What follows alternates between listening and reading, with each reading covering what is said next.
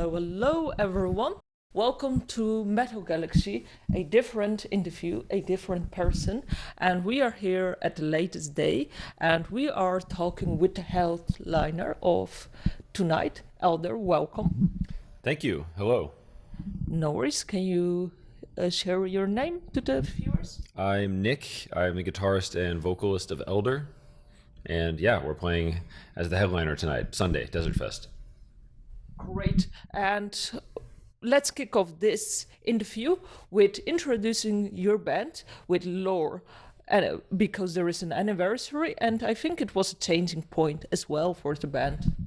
Yeah, so we're on tour right now, actually finishing up our tour, doing kind of like an anniversary party, 10 years of since the release of Lore, which came out in 2015.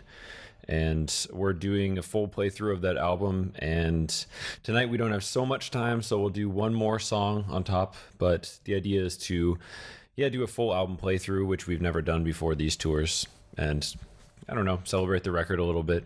Yeah, that's great. So that's basically the surprise. And for the newcomers, how would you say that Lore is different than all the work before? What makes this album so anniversable and so great and different than everything else? I think that's the record that we kind of found our voice with. We had two full lengths that we released before then, which were a little bit more rooted in the stoner and even kind of like doom scene. And with Lore, we finally began to grab onto some more like elements of progressive rock and let like some more psychedelic elements shine through a little more brightly and just kind of meld those things a little bit more coherently. And for me, in some ways, that feels like the first true like Elder album, at least considering the records we've made since then. Nice one. And you are on tour as well. So can you tell us more about this tour? Yeah, we're just finishing up our European tour, which was 16 shows across most of Northern Europe. And before that, we had a couple weeks in North America, also playing Lore front to back. And our first time headlining some of the festivals like Desertfest, also in Oslo and in London on our days.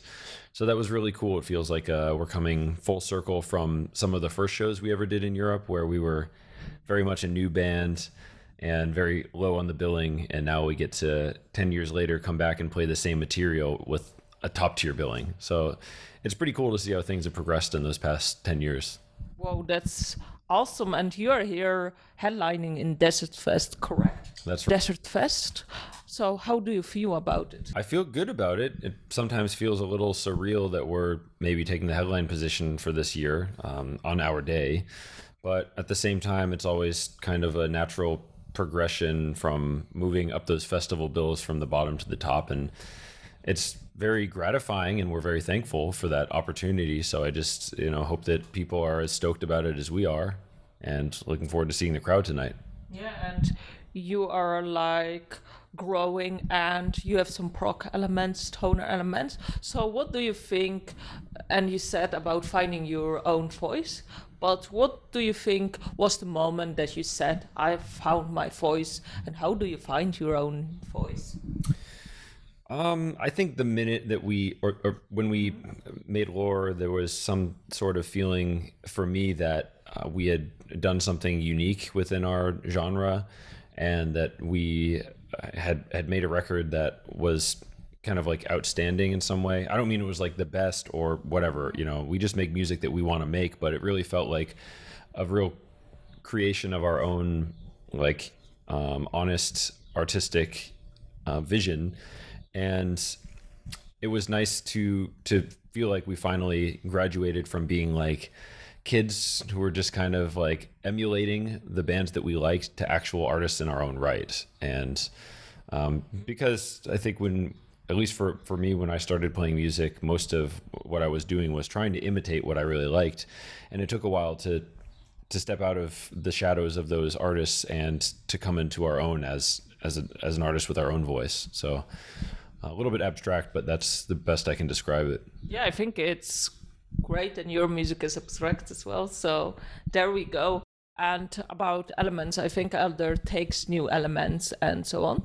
And we are here in 2025, and Elder is from way before that. So how do you find new elements, and what new elements are you super thrilled about in incorporating in your new music? Well, for me, it's less about actively searching for new things that we can shoehorn into the music. It's more about just kind of honestly listening to ourselves and what kind of music we want to make. So, for example, we're working on a new record right now, and well, I'm always quite bad at describing exactly how the new material sounds, but it always sounds different. And if it does, then you know you're kind of letting like whatever's going through your mind or your life at that time wash over you and come out honestly on the other side. Because sometimes it's tempting to say like, oh, people really like this song we did from this record, let's make a song that's like that. But at the end of the day, the only real guideline we have is to just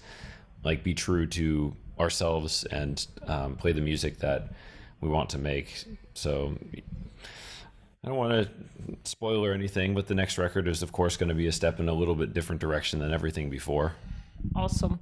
And let's talk about something random. If you could become an expert on one specific topic, what would it be? Oh man, it would be good to have like a useful talent there, but it would also be really nice to be like an expert birder. You know, I feel like everyone really likes birds since the pandemic because everyone was trapped in their house, and oftentimes people are like, "Oh, that's a yellow-bellied warbler." So I would take the expertise in birding. How's that? Nice one. I didn't look at birds, but for the viewers, let us know if you wanted to know more about birds.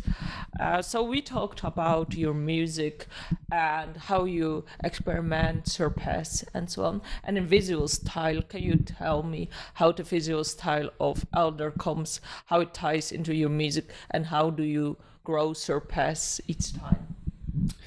Well, we don't try to have like the artwork surpass previous records or anything like that. It should really just be as closely interwoven with the music as possible. Yeah. And yeah, to do that, we worked for a long time with mostly one artist, our friend Adrian Dexter, who did the artwork for almost every record up until now. And even with new records, should he not do the upcoming album art, it's always a matter of like giving the artist the music while we're working on it, like also writing it and talking about it together so that they can conceptualize the visual side of the music too, because it's very important to us that also reflects like what we're doing and that the whole thing feels like one cohesive package. Yeah, definitely. And I think when your music grows as an artist, your art will grow, I think, as well. Yeah, totally. I mean, everything is growing. And All Noir set up the interview, and I think you book her. So any words for All Noir and how they help you with MAIr? Yeah, we've been working with Mona at All Noir for quite some years now, and she's been a good friend of ours since before then, when we actually did a short tour with her band, High Fighter, back in the day. So she's in a band. She never told anyone. I don't know how active they are anymore, but really cool band, like kind of hardcore metal. And we played together and became friends. And then she'd been working at Napalm, started her own agency, and it was easy for us to say, let's work with someone who knows the industry, but also is a verified good human being. Yeah, definitely. And, yeah. She is. And with this, I think it's a nice one to close the interview off. Thank you so much. Thanks, Mona. And yeah, for the viewers, subscribe and like, as we have more content. More importantly, follow Elder, as more is coming, new music your way, which will be definitely something different. And I'm going to give you the last words. Thanks for listening, wherever you are. And go wash your ears. Wash behind your ears. That's the part that most people forget when they're in the shower. Bye.